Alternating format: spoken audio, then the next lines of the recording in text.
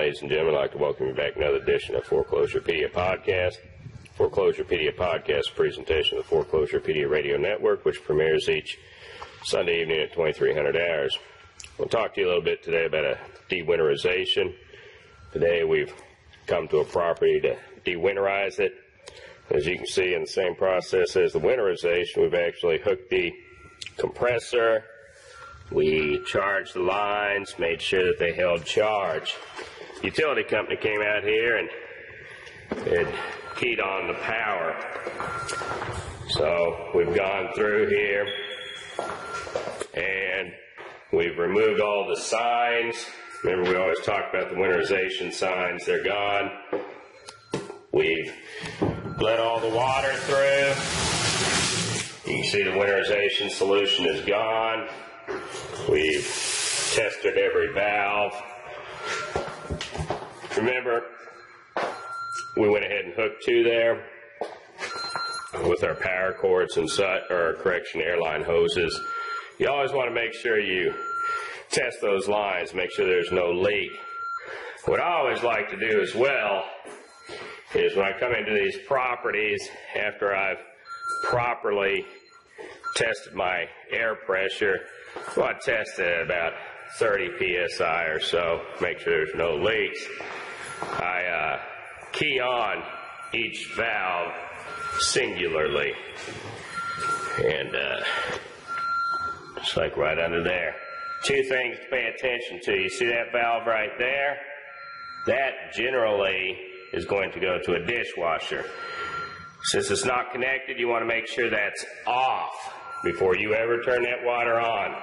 Same way here. You can see that goes to an ice machine maker on a refrigerator. This house is natural gas. You probably hear and see the fire going down in there. We want to make sure that this tank is full before we engage that natural gas.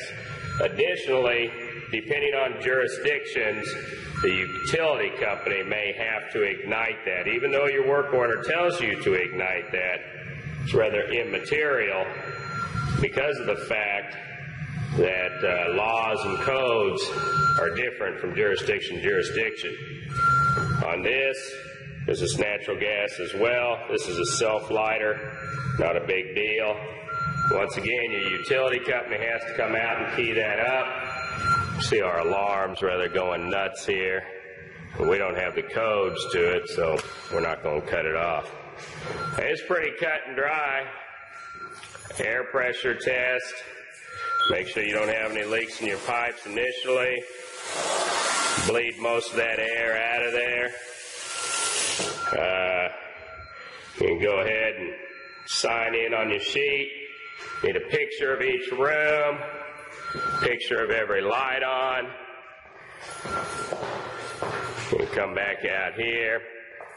One thing while I'm thinking of it, it's probably common sense, but obviously you need to cut your zip tie that's here. Also on the main, your RPZ. It's a pressure reducing valve. Most municipalities require that these days. Pretty cut and dry. We're going to go back out here. So you've taken a picture of everything. You're going to take a picture of all four sides of your property. You're going to obviously document your meter.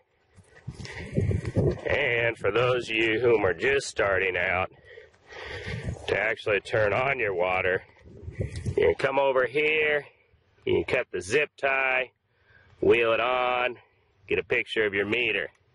Now, you look down there at that spindle, you're going to see it moving just a little bit. That's because our water heater is still somewhat filling up.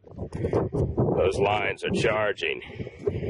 If and when you leave, you need to check that spindle again to ensure it is no longer moving. If it is, you have a leak. You can cut all your water off. It's Been another edition of Foreclosurepedia podcast on dewinterizations. I'd like to thank you all for tuning in today. If you have any questions, comments, give me a shout out. COO@foreclosurepedia.org.